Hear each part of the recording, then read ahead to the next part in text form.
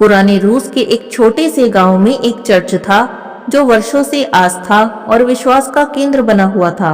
लेकिन धीरे धीरे चर्च की लोकप्रियता घटने लगी। लोगों ने वहां आना छोड़ दिया।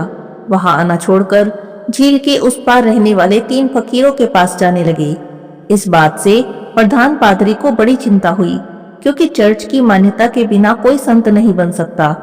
चर्च की लोकप्रियता का खत्म होना पादरी को बहुत कचोटने लगा। हर दिन वह देखता कि चर्च में कोई भी भक्त नहीं आता है। एक दिन जब पादरी ने पूरा दिन चर्च में बिताया और एक भी व्यक्ति चर्च में नहीं आया, तब उनकी हिम्मत ने जवाब दे दिया और वे सोचने लगे, ये सब क्या हो रहा है? क्यों लोग चर्च छोड़कर इन फकीरों के पास जा रहे हैं? पादरी के मन में खलबली मच गई। पादरी ने अपने मन में ठान लिया कि आज तो वह 3 फकीरों का सच सबके सामने लाकर ही रहेंगे। अपनी पूरी पादरी की वेशभूषा में सज धज कर पादरी जी निकले। सोने का ताज पहना, हाथ में सोने का डंडा ले लिया। नाव में बैठकर झील पार करने लगे। झील पार करने के बाद उन फकीरों के पास पहुंचे जो एक बड़े से पेड़ के नीचे शांत और साधारण से बैठे थे। पादरी ने उन्हें देखा तो बड़े गुस्से में पूछा, क्या तुम तीनों ही वे प्रसिद्ध संत हो जिनकी वजह से लोगों ने चर्च में आना छोड़ दिया है? तीनों फकीरों ने अपना सिर झुका लिया और बड़े प्रेम से उत्तर दिया, संत? नहीं महाराज, हम तो साधारण लोग हैं, हम कोई संत नहीं। ये तो यहाँ के लोग ही हमें संत मानते हैं। हम तो उन्हें बार बार मना करते हैं कि यहाँ मत आओ, लेकिन वे हमारी बात मानते ही नहीं। हम तो अकेले में रहना चाहते हैं, हमें तो अकेलापन पसंद है, लेकिन वे हमें अकेला छोड़ते ही नहीं। यह बात सुनकर तो पादरी को और भी गुस्सा आ गया और वे सोचने लगे, इन तीनों ने कितनी चालाकी से लोगों को बहका लिया है। पादरी ने फिर गुस्से में पूछा, तुम लोग यहाँ बैठकर करते क्या हो?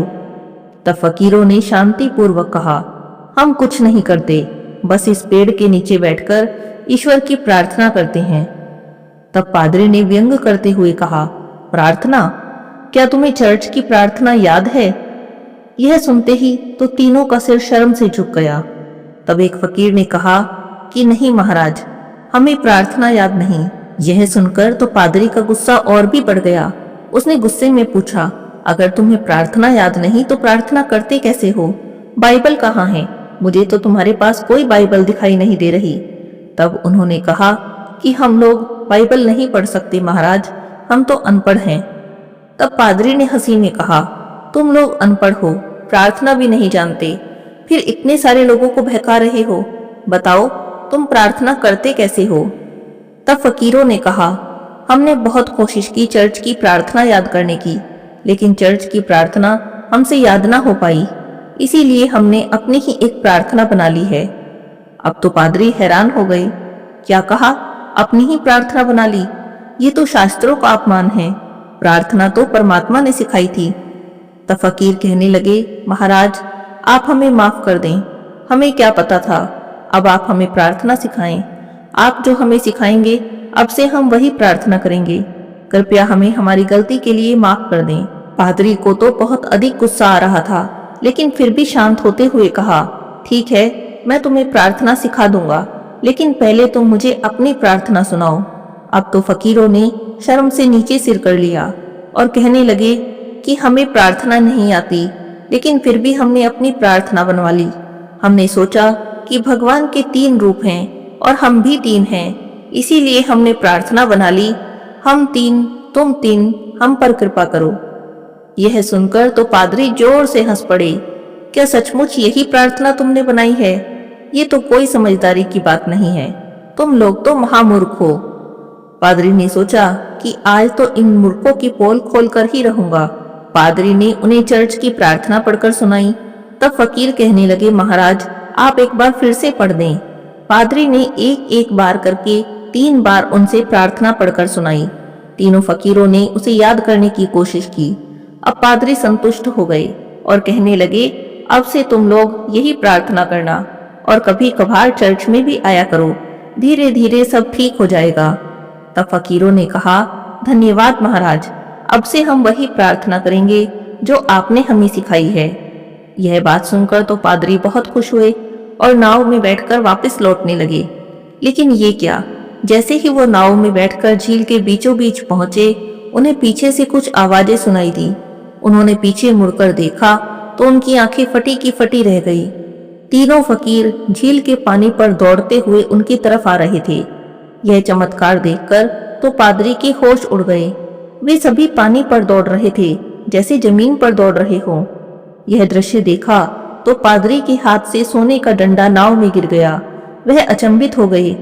वे फकीर नाव के पास पहुंचे और कहने लगे, महाराज कृपा करें और एक बार फिर से वो प्रार्थना पढ़कर सुना दें। हम उसे याद नहीं रख पाए। हम तीनों अलग अलग तरीके से प्रार्थना शुरू कर रहे हैं और बहस कर रहे हैं कि मेरी प्रार्थना सही है, ये कहता है कि मेरी प्रार्थना सही है। यह सब देखकर तो पादरी का दिल द्रवित हो गया। उनकी आंखों से आंसू बहने लगे।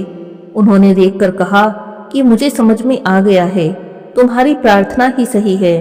तुमने जो प्रार्थना बनाई है अब से तुम वही किया करो। तुम्हारी प्रार्थना में आस्था और श्रद्धा मुझसे कहीं अधिक है, बल्कि अब से मैं भी तुम्हारी ही प्रार्थना किया करूंगा। तुम मुझे माफ कर दो। और इतना कहकर पादरी ने उन तीनों फकीरों के पैर पकड़ लिए। तीनों फकीरों ने उन्हें उठाया और कहा कि आप तो महान पादरी हैं, आप हम पर कृपा करें और हमें अपनी प्रार्थना सिखाएं। लेकिन पादरी सिर झुकाए चुपचाप वापस लौट गए।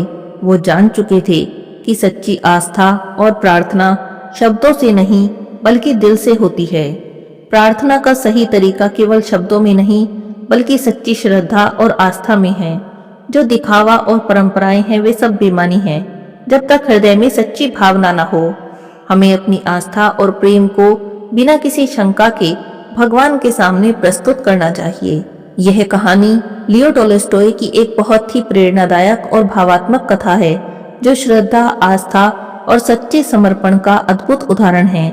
अगर आप ऐसी ही अच्छी कहानियां और भी सुनना चाहते हैं तो वीडियो को लाइक और चैनल को सब्सक्राइब जरूर करें।